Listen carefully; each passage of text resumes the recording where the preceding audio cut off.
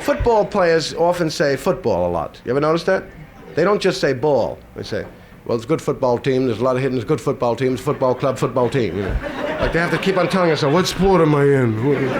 What sport is it? I forgot. I love them. They're getting more articulate, but I mean, some of this... Actually, they're getting much more independent now and much, heavier against the... They only have about 3 or 4 good years, because it's stupid. The game gets better and better. It's more scientific, more...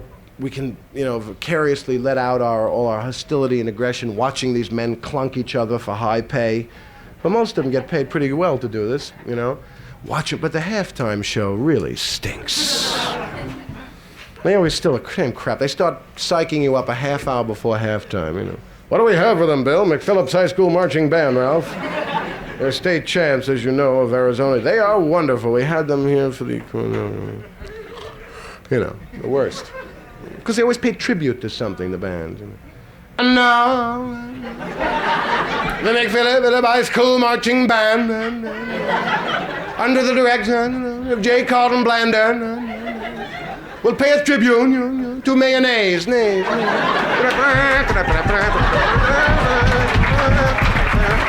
their scatter step. Little quickies. They start forming a gigantic mayonnaise jar in the field. One kid missed practice, doesn't know where to stand. He's going, where do I go? From the stands, it looks like a fly in the mayonnaise jar. There's a fly in the mayonnaise jar, Bill. They stop, And now the band will show the history of mayonnaise. Through the years, first, chicken salad.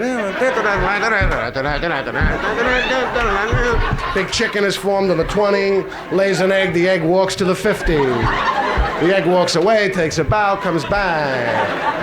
And now, Russian dressing. Big bottle of ketchup meets the mayonnaise. 50-yard line, Russian dressing.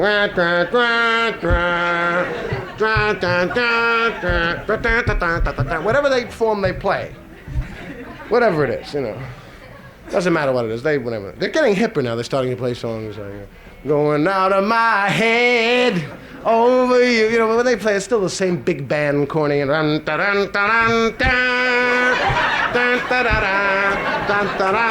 start forming a gigantic head, and they go out of it too. Whatever they. At the head of this aggregation, it's a 42-year-old man, high school music teacher, freezing his cannolis off with a fur hat and a chin strap with jodhpurs. Man who 15 years earlier said to his wife, Mildred, I'm going in for high school music. I feel it offers the best. Now it's look smart. With an overweight female flautist. It's humiliating for women. They have to wear men's uniforms. Check that out, by the way.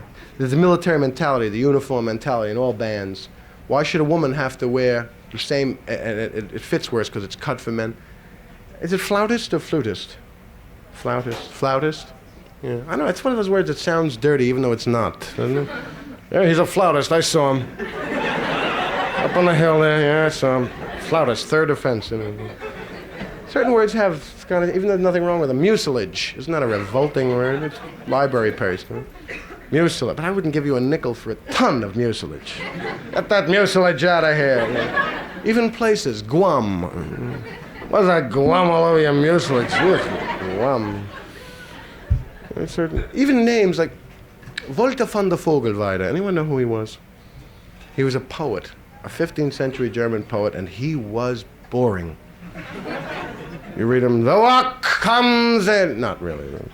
Anyway, I picked him because of his name, Walter von der Vogelweide. Now that is a kind of name, if you went into a New York schoolyard, you'd get the shit kicked out of you. Hey, what's your name? Walter von der Vogelweide. Boom, that's it, Walter. Have a few knucks right in your lip. Give me a cigarette. But to a German, Walter von der Vogelweide could sound as cool as Brent Lewis.